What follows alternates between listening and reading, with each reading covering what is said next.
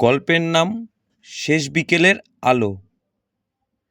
গ্রামের এক প্রান্তে বাঁশঝাড় পেরিয়ে গেলে দেখা যায় এক পুরনো মাটির দোতলা বাড়ি। উঠোনে তুলসী গাছ, কার্নিশে শালিকের বাসা, আর তার সামনে রাখা রয়েছে একটি কাঠের দোল চেয়ার। সন্ধ্যা নামলেই সেই চেয়ারে বসেন বিমলবাবু আর ওনার স্ত্রী অনিতা দেবী। দুজনেরই বয়স প্রায় 50 পেরিয়েছে।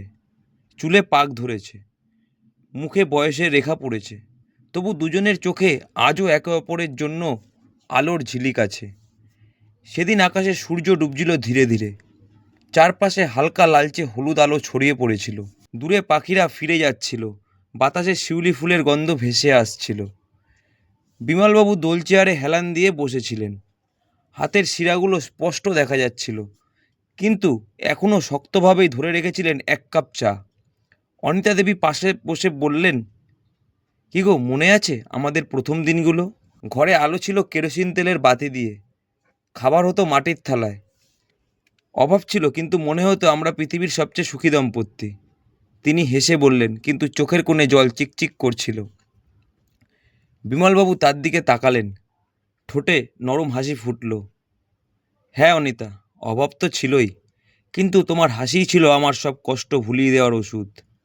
মনে আছে বৃষ্টির রাতে আমি বলেছিলাম, এই ছোট্ট ছাতার নিচেই আমরা সারা জীবন পার করব?